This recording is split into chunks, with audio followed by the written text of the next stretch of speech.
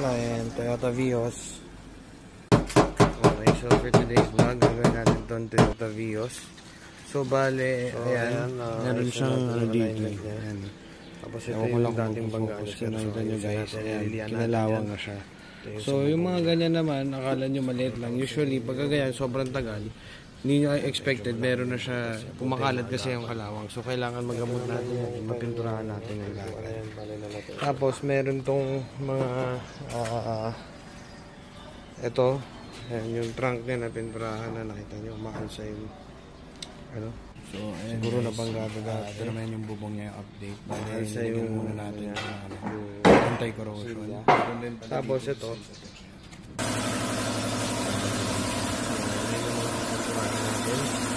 mamaya pagka nailabas na nakikita natin.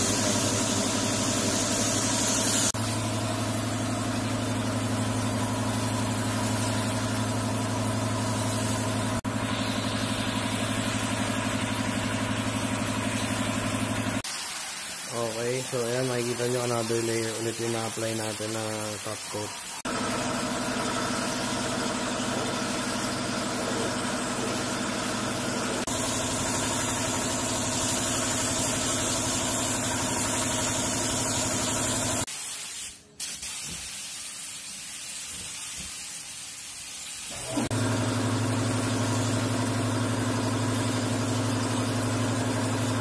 So yan, nililihan natin yung mga panel na pininturahan natin para ready na siya for buffing.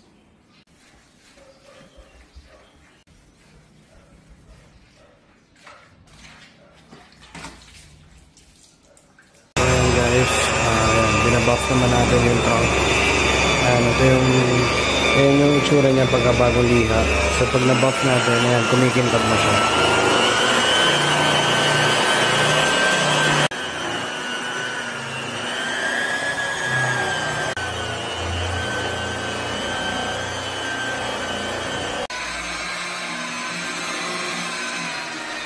Alright guys, mabilisang ano lang. So ito na po, natapos na natin yung trunk. Okay na rin yung alignment na ito. Ayan, kasi dikit to last time. Ayan, malayo yung alignment. Tapos ayan, okay na, wala na siyang gas-gas.